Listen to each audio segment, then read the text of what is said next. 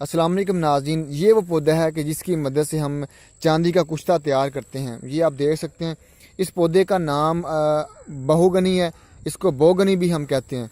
अब इसके पत्ते जो हैं अभी आप देख सकते हैं, ये अब इसकी शनाख्त कर लें। ये अक्सर पंजाब में तकरीबन हर जगह ये पाया जाता है, ये पौधा जो है।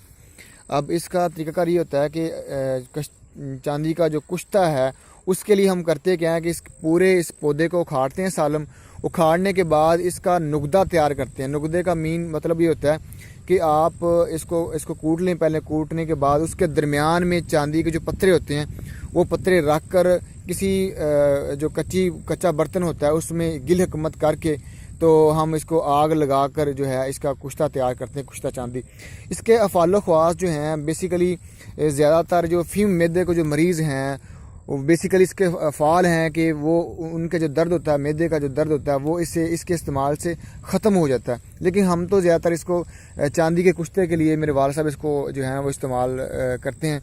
चूँकि इसकी खासियत यह है कि इसके जो इतने भी अफ़ाल ख्वास हैं वो चांदी के जो चांदी कुश्ता है वो इसके में जज़ब हो जाते हैं। इसके अलावा चूँकि चांदी के अपने भी बहुत सारे ख्वास हैं और कुश्ता चांदी को मुख्तलिफ मकासद के लिए मर्दों के लिए जो है वो कमज़ोरी के हवाले से भी हम इसको इस्तेमाल करते हैं। तो आप ये देख सकते हैं पौधा जो है ये तकरीबन पंजाब में खालों पे अक्सर जो है जहाँ पर नमी वाली जगह हों ये खुद रो उग जाता है। ये तकरीबन 3-4 फीट जो है ये लंबा होता है ये पौधा। इससे बड़ा भी बाज़ जगहों पे ये देखा गया है।